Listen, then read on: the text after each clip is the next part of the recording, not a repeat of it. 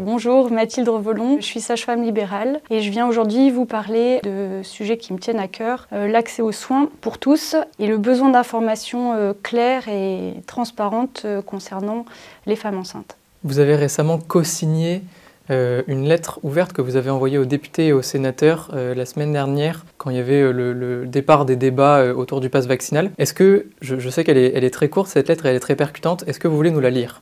Oui, donc je vais vous lire cette lettre. Par la présente, nous, sages-femmes, déclarons que nous respectons le serment d'Hippocrate, que nous soignerons toute personne qui s'adressera à nous en respectant chacune son autonomie, sa volonté, sans aucune discrimination selon son état de santé ou ses convictions. Que le degré d'urgence d'une demande de soins ne peut être apprécié que par un soignant, après examen et consultation, et en aucun cas par un vigile, et que par conséquent, nous refusons tout pass sanitaire ou vaccinal risquant de réduire l'accès aux soins des personnes, et qu'en cela, nous ne faisons que répondre aux principes moraux, déontologiques et éthiques de notre profession. Donc vous avez envoyé cette lettre aux parlementaires. Est-ce que pour l'instant elle a eu un écho, elle a eu l'écho que vous attendiez ou pas encore ? Alors là, les envois ont été très récents la semaine dernière, donc on a eu juste pour l'instant un retour d'un député qui nous a félicité de dire que oui, on soignerait tout le monde.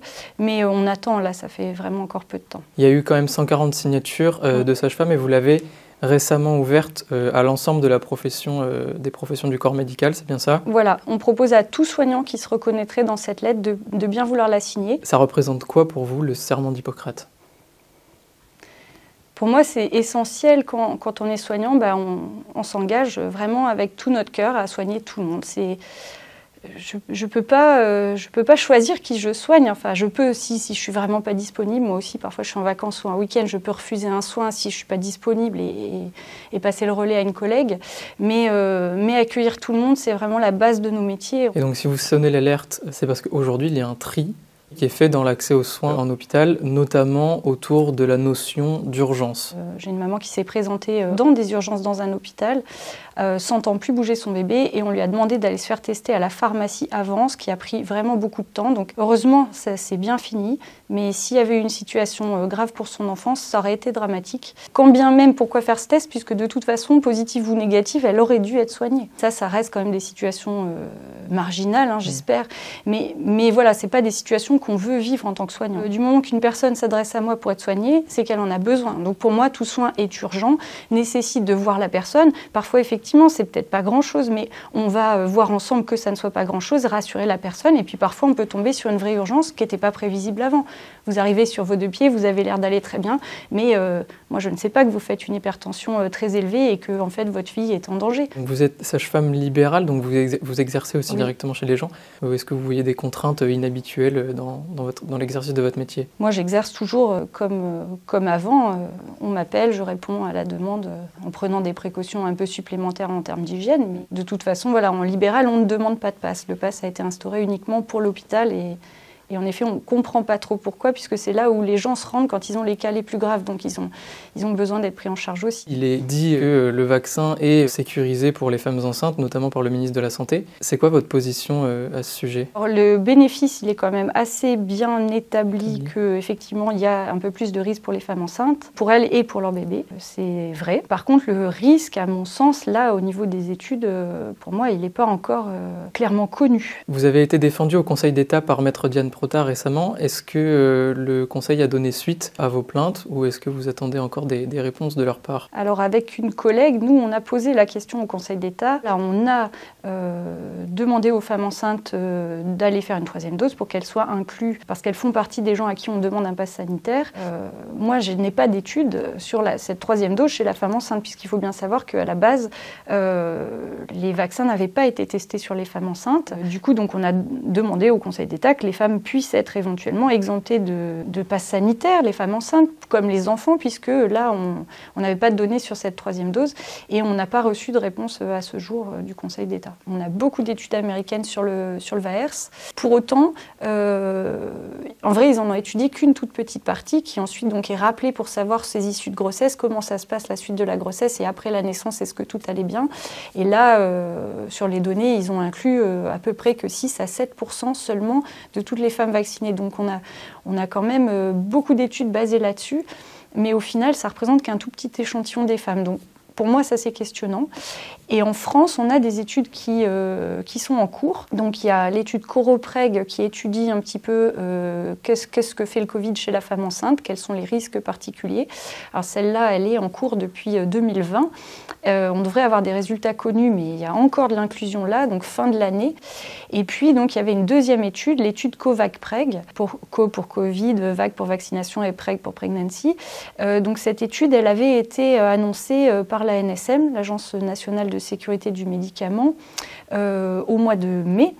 Et elle devait inclure les femmes volontaires qui se faisaient vacciner, pareil, pour voir leurs issues de grossesse et la santé de leur bébé après la naissance. Et cette étude, malheureusement, elle a été donc transférée de la NSM vers les Hospices civils de Lyon, les HCL, et elle a été bloquée administrativement. Malheureusement... Pour quelle raison elle a été bloquée ? Pour des raisons administratives. La chercheuse m'a écrit ça et donc j'ai redemandé des nouvelles de cette étude fin novembre et là la chercheuse m'a annoncé que l'étude allait démarrer. Mais elle a été bloquée en gros du mois de mai au mois de novembre, donc presque un temps d'une grossesse et on aurait pu avoir des données à ce moment-là.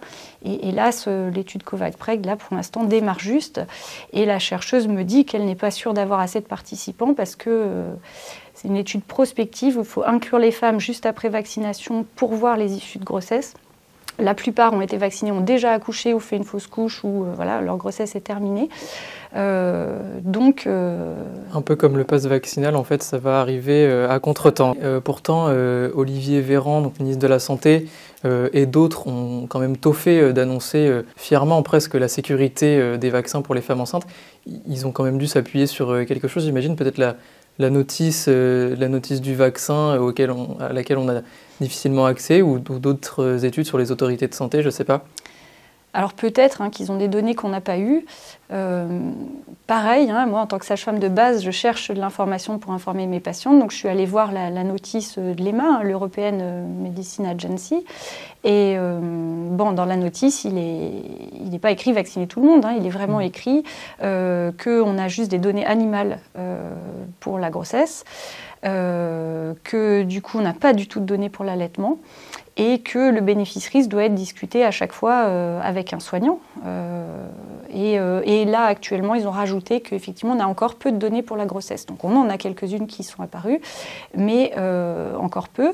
Et il se trouve qu'en juillet, quand l'Agence nationale de sécurité du médicament, quand ils ont annoncé qu'on pouvait vacciner les femmes enceintes, ça a été quand même basé beaucoup sur une étude américaine, celle de Shimabukuro, qui annonçait 700 enfants nés vivants en bonne santé et sans fausse couche, donc sur 800 femmes qui avaient fini leur grossesse et que du coup tout allait bien.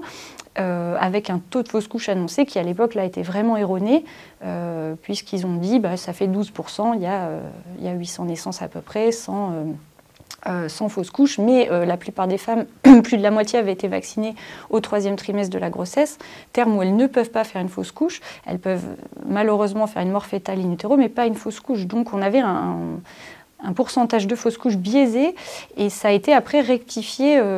L'auteur a dû refaire une déclaration comme quoi effectivement ce pourcentage-là n'était pas exact.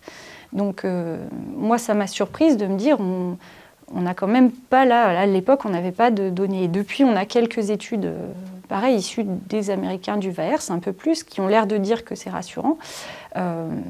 Mais encore une fois, il nous manque quand même nos études françaises qui vont être de bonne qualité, je pense, qui sont avec des grandes cohortes et qui sont très suivies, mais qui, hélas, n'ont pas démarré avant, là, récemment, pour COVAC-PREG.